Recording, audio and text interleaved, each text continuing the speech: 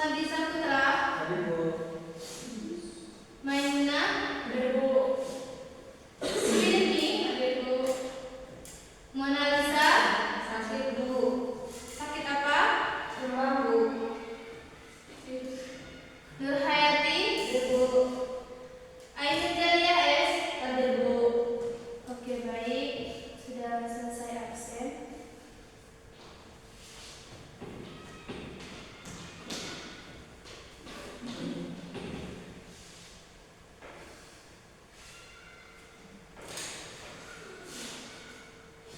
Oke, baik.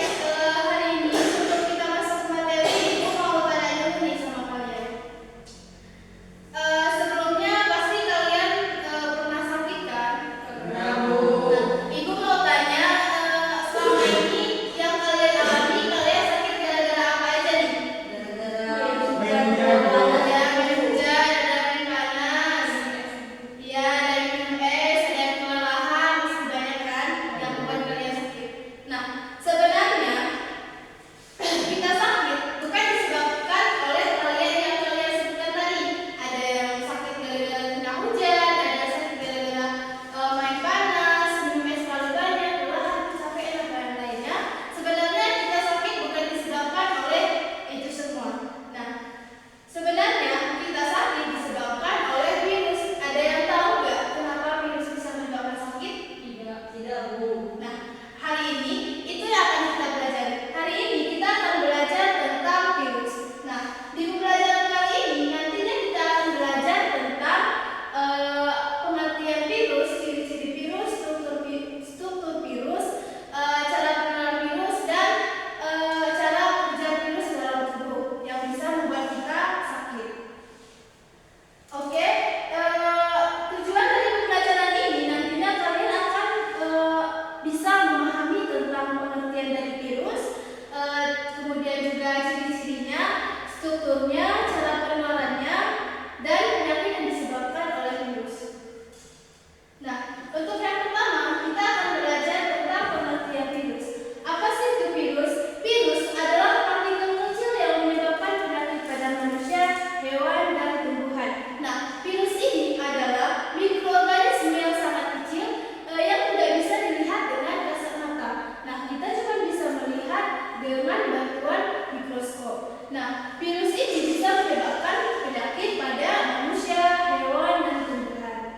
Nah, selanjutnya virus bukan sel dan tidak dianggap makhluk hidup. Nah, virus ini bukan sel dan juga tidak dianggap makhluk hidup. Kenapa? Karena tidak bisa melakukan proses kehidupan sendiri seperti bernafas, makan, atau berkembang biak tanpa induk. Nah, selanjutnya di sini ada ciri-ciri virus. Ciri-ciri virus yang pertama ada parasit bersifat parasit obligat, yaitu hanya hidup di sel hidup. Nah, virus ini kenapa tidak dikatakan makhluk hidup? Karena dia cuma hanya bisa hidup ketika berada di sel hidup. Nah, karena itulah virus tidak dikatakan makhluk hidup karena dia hanya bisa hidup atau berkembang biak ketika berada di sel hidup. Nah, selanjutnya ada ukurannya yang sangat kecil, berukuran 200 sampai 300 nanometer. Nah, virus ini lebih kecil dari bakteri. Karena itulah kita hanya bisa melihat dengan bantuan mikroskop. Ukurannya sangat-sangat kecil, bahkan lebih kecil dari bakteri. Ukurannya sekitar 200 sampai 300 nanometer. Nah, selanjutnya tidak punya organel, maksudnya tidak punya struktur tersendiri seperti membran sel, sitoplasma, dan lain-lain, atau metabolisme sendiri seperti yang kita katakan tadi, tidak melakukan proses kehidupannya sendiri. Nah, selanjutnya ada bentuknya bervariasi, ada batang, bola, spiral, atau kompleks. Selanjutnya kita akan membahas tentang struktur virus. Yang pertama ada asal nukleat DNA atau RNA, yaitu materi genetik dari virus. Yang kedua ada kapsid, yaitu pelindung dari protein virus itu sendiri. Kemudian ada envelop, yaitu sumbang lemak tambahan pada beberapa virus. Nah, seperti kita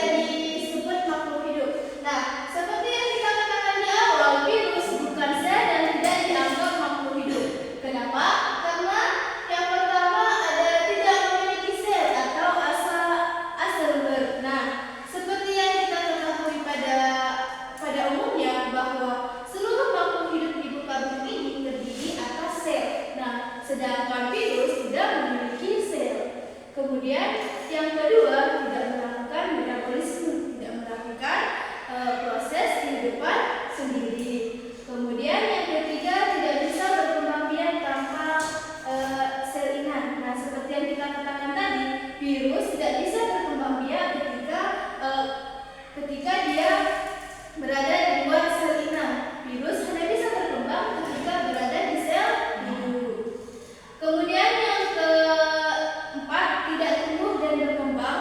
Virus tidak melakukan pertumbuhan dan perkembangan seperti kita ketahui pada makhluk hidup lainnya, seperti kita, contohnya manusia, pastinya semakin hari semakin tumbuh dan berkembang, dan begitu juga dengan tumbuhan, hewan, dan lain-lain. Kemudian yang terakhir ada tidak merespon rangsangan, artinya tidak merespon lingkungan di sekitarnya. Kemudian ada cara penularan virus.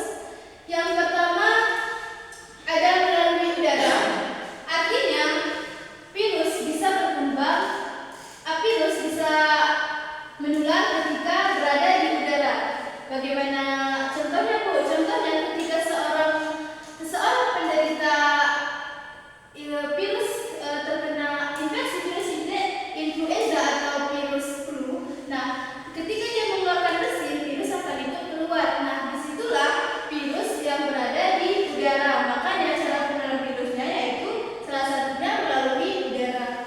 Kemudian yang kedua ada kontak langsung dengan penderita. Artinya kita bersentuhan langsung dengan seorang yang terinfeksi virus. Nah, itu juga salah satu cara penularan virus.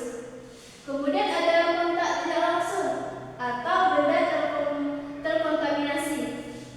Artinya seperti contohnya seperti benda kontak tidak langsung, kita memegang pintu, setelah itu kita makan tanpa cuci tangan, itu juga bisa menyebabkan cara penularan virus, karena kita tidak tahu di pegangan pintu ataupun pen, buku, kursi dan sebagainya di sana ada dampak virus atau tidak. Makanya kita harus menjaga selalu kebersihan tangan kita untuk selalu bersih, karena cara penularan virus ini salah satunya dengan yang dia mudah masuk dengan melalui mulut atau hidung. Makanya kita harus menjaga kebersihan. Kemudian ada makanan atau minuman terkontaminasi, artinya makanan atau minuman tidak higienis. Kemudian ada melalui darah atau cairan tubuh. Kemudian yang terakhir ada melalui gigitan hewan atau serangga. Artinya gigitan hewan ini seperti gigitan, kalian pernah melihat nggak seorang yang terkena gigitan anjing akan terkena penyakit rabies? Pernah, Bu. Ya, itu adalah salah satu virus yang dibawa oleh hewan atau serangga, yaitu seperti ketika kita digigit nyamuk, kita akan menderita demam berdarah. Nah, itu adalah salah satu cara penularan virus. Nah, ini cara penularan virus ini adalah harus kalian ingat dan harus kalian hafal, karena ketika kalian sudah mengetahui cara penularannya, kalian bisa menghindari virus. Nah, kalian akan sulit terinfeksi oleh virus, karena kalian bisa menghindari salah satu dari cara penularan virus. Sudah paham? Ini bertanya, Bu. Oke, silakan Hayati. Kenapa virus bisa menular lewat kontak langsung, seperti melalui udara, kontak tidak langsung, makanan dan minuman, bukan? Padahal hanya hidup di sel inangan itu seperti yang dibilang tadi. Iya, pertanyaan yang bagus, Bu Hayati. Pertanyaannya, Bu, kenapa cara penularan virus bisa melalui udara, Bu? Kontak langsung, tidak langsung, makanan atau minuman, dan lain-lain. Padahal kan virus hanya bisa hidup ketika berada di sel hidup, Bu. Seperti itu kan, Bu Hayati? Iya, Bu. Nah, seperti yang kita katakan di awal bahwa virus hanya bisa hidup ketika berada di sel hidup. Nah, virus itu ketika berada di luar sel hidup, virus bisa dikatakan tidak aktif atau bisa mati. Nah, contohnya begini, ketika contohnya kontak tidak langsung. Nah, ketika kalian memegang pintu, kemudian setelah memegang pintu kalian memegang mulut atau hidung, virus yang ada di tangan kalian, yang ada di tengah pintu berpindah ke tangan kalian, kemudian kalian memegang hidung atau mulut, virus akan masuk ke dalam tubuh kita dan akan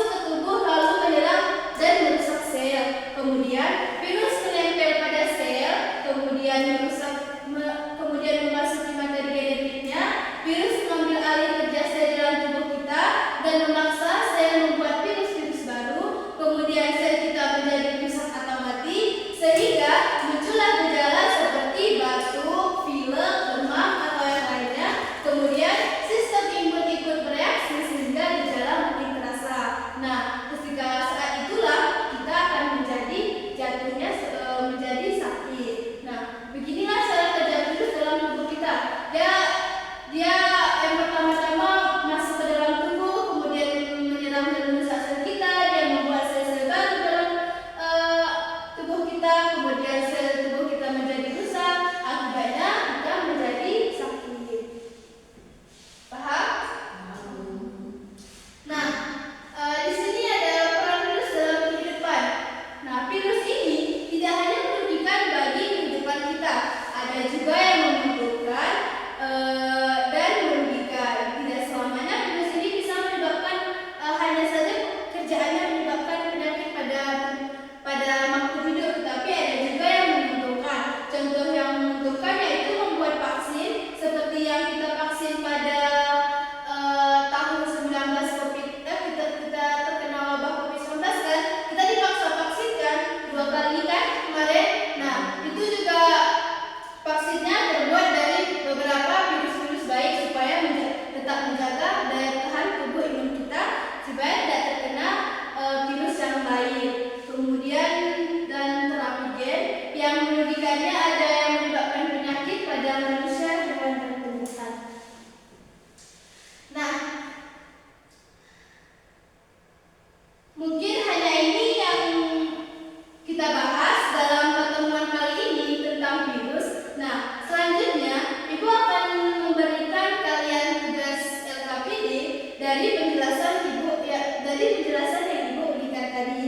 Nah, soal-soalnya Ibu buat pastinya dari penjelasan Ibu tadi. Kalau kalian menyimak dengan baik, pastinya kalian akan mudah menjawab pertanyaan LKPD tadi. Nah, Ibu mau kalian membuat dua kelompok saja untuk menjawab LKPD-nya. Silakan buat kelompoknya masing-masing.